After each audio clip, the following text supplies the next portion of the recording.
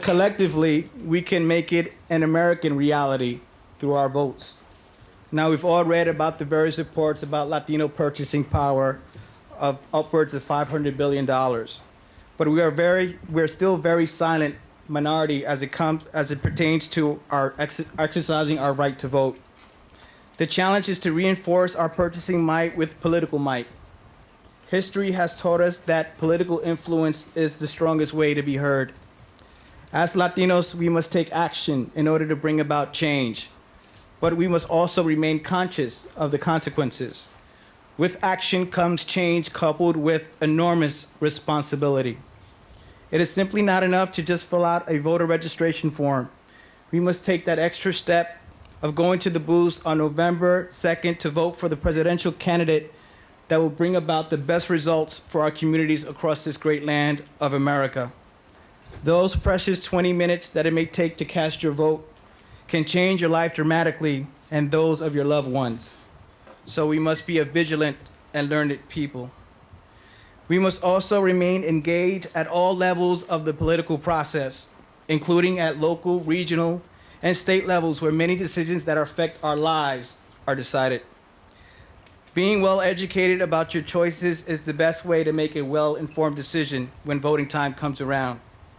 So I encourage you all to read as much as you can, talk to your friends, your families, your peers, your mentors, ask questions, and educate yourself as to who you truly feel will do the best job politically, economically, educationally, and in dealing with the important issues that face our communities on a daily basis.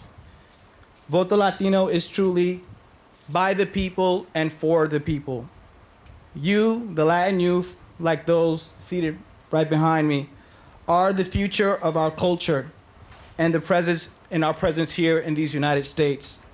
It is crucial that we take the necessary steps in order to represent ourselves well and take control of our own destiny as a nationwide community and not depend on others to do it for us.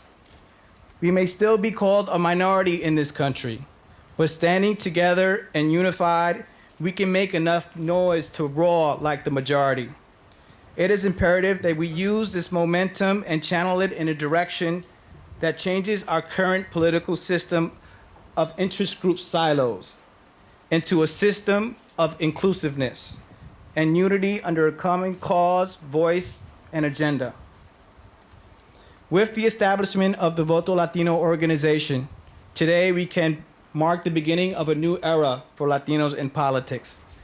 We are here today to inspire and empower the Latin youth in this country to take action on a path to success and representation in politics. Today, our actions will speak louder than our words, so that come election time, our votes will be doing all the talking. And so, my fellow Latino Americans, today marks not just the beginning nor the end, but rather the end of the beginning, where complacency is no longer an option. Today we begin to take control of our political welfare. And so I ask you now this morning, are you ready? Are you ready?